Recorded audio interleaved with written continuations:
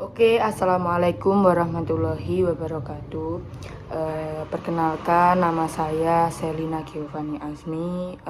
Di sini saya akan menjadi pembicara dengan judul Langkah Cerdas Meraih Cita-Cita dan Kesuksesan.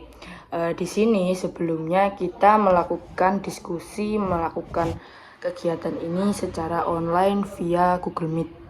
Oke, sebelum kita memasuki ke pembelajaran, ke materinya, sebelumnya kita pasti punya masalah pribadi masing-masing yang mungkin itu membuat kita menjadi putus asa, yang pastinya nanti membuat kita juga merasakan insecure atas kelebihan yang dimiliki orang lain. Nah, karena itu pastinya kita merasakan insecure, itu suatu hal yang wajar, tapi kita harus berubah pikiran bagaimana insecure ini tidak membuat kita menjadi putus asa. Malah kita harus menjadikan insecure ini menjadi tahap awal untuk kita semakin semangat untuk meraih cita-cita kita.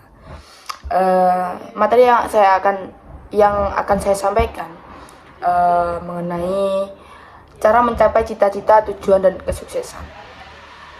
Yang pertama, kita harus mengenal dan menentukan cita-cita apa yang kita inginkan. Nah, cita-cita kita harus mempunyai gambaran tentang masa depan yang ingin kita capai. Kita juga harus mengenali bagaimana minat kita, bagaimana bakat kita, dan kita harus mengetahui terkait itu. Selanjutnya, kita juga harus menentukan tujuan yang jelas. Kita membuat tujuan jangka pendek, menengah, dan juga jangka panjang. Kita biasanya bisa menggunakan metode SMART Goals secara spesifik, teratur, dapat yang mudah dicapai, realistis, seperti itu. Dengan begitu kita bisa menentukan tujuan dan cita-cita kita yang jelas. Selanjutnya kita juga harus membuat rencana dan strategi. Dengan begitu kita juga harus menyusun langkah-langkah kecil menuju tujuan yang kita inginkan. Seperti contoh cita-cita kita, seperti contoh kita ingin menjadi dokter. Nah, langkah kecil menuju tujuan tersebut, kita juga harus pintar dalam mengetahui kesehatan dan lain sebagainya. Seperti itu contohnya. Selanjutnya kita juga harus belajar mengasah keterampilan. Kita juga harus banyak membaca, mengikuti pelatihan-pelatihan, ataupun kursus-kursus yang mendukung cita-cita kita tersebut. Selain itu kita juga harus mengasah soft skill kita dengan komunikasi, kepemimpinan, kedisiplinan, dan hard skill sesuai dengan bidang kita. Dan kita tidak boleh takut mencoba hal baru, karena kegagalan adalah awal dari kesuksesan. Selanjutnya, untuk mencapai cita-cita tersebut, kita juga harus disiplin, konsisten, dan juga kerja keras. Nah, seperti contoh kita harus membuat jadwal harian yang teratur. Dengan begitu melatih diri kita untuk menjadi disiplin. Terus juga kita harus membiasakan diri bekerja keras dan tidak mudah menyerah. Terus kita juga harus mengingat konsistensi lebih penting daripada motivasi sesaat. Selanjutnya, kita juga harus mengingat cara menghadapi hambatan dan juga kegagalan. Nah, seperti yang saya jelaskan tadi, kegagalan adalah awal dari kesuksesan. Nah, kita harus memahami betul bahwa kegagalan adalah bagian proses menuju kesuksesan. Belajar dari kesalahan, dan juga kita harus mempunyai strategi untuk memperbaiki itu semua. Dan kita harus tetap berpikir positif dan tidak pantang menyerah. Memiliki sifat tidak pantang menyerah ini juga sangat sulit, teman-teman. Jadi tidak mudah. Selanjutnya kita juga harus membangun lingkungan yang mendukung, bergaul dengan orang-orang yang positif dan juga inspiratif. Kalau kita bergaul dengan orang yang tidak mendukung kita, otomatis kita juga akan ikut ke hal yang tidak benar seperti itu.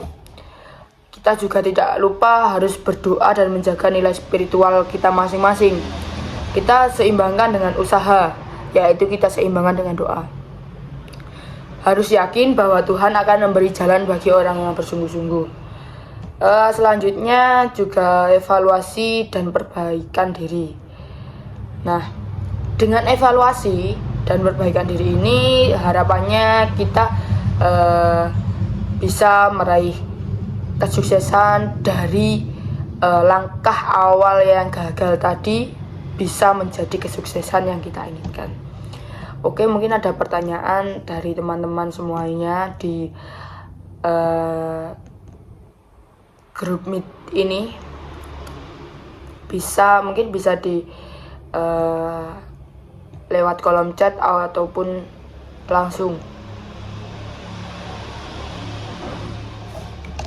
Ini ada yang menuliskan, mengapa penting menetapkan tujuan yang jelas dalam mencapai cita-cita dan kesuksesan. Ada pertanyaan lagi dari Mbak Sasa. Apa yang sebaiknya dilakukan ketika menghadapi kegagalan dalam proses meraih cita-cita? Oke, dua pertanyaan ini akan saya jawab secara langsung.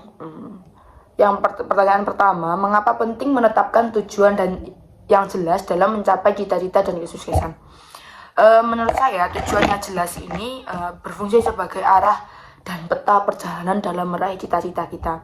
Dengan tujuan yang spesifik, seseorang lebih mudah menyusun langkah-langkah, memantau perkembangan, dan juga mengukur keberhasilan kita. Tanpa tujuan yang jelas, usaha tidak akan terarah dan peluang kesuksesan untuk kita itu semakin kecil. Jadi seperti itu. Mungkin ada feedback. Oke, kalau sudah kita lanjut ke pertanyaan yang kedua. Tadi pertanyaan dari Mbak Sasa, apa yang sebaiknya dilakukan ketika menghadapi kegagalan dalam proses meraih cita-cita? Oke, saya langsung jawab saja. Dari kegagalan ini sebaiknya jangan dipandang sebagai suatu hal yang negatif, tapi harus kita pandang sebagai suatu hal pelajaran. Nah, di sini bukanlah akhir dari segalanya. Nah, yang perlu kita lakukan adalah mengevaluasi kesalahan-kesalahan dan juga harus kita memperbaiki strategi, dan kita harus tetap berusaha dan semangat yang lebih tinggi lagi. Dengan sikap yang paling kita majukan itu, dengan sikap pantang menyerah dan berpikir positif, kegagalan bisa menjadi batu loncatan menuju kesuksesan. Seperti itu menurut saya. Gimana menurut Mbak Sasa, apakah ada feedback? Jika sudah, mungkin materi kita ini bisa kita akhiri sampai di sini. Mungkin dari saya itu saja. Wassalamualaikum warahmatullahi wabarakatuh.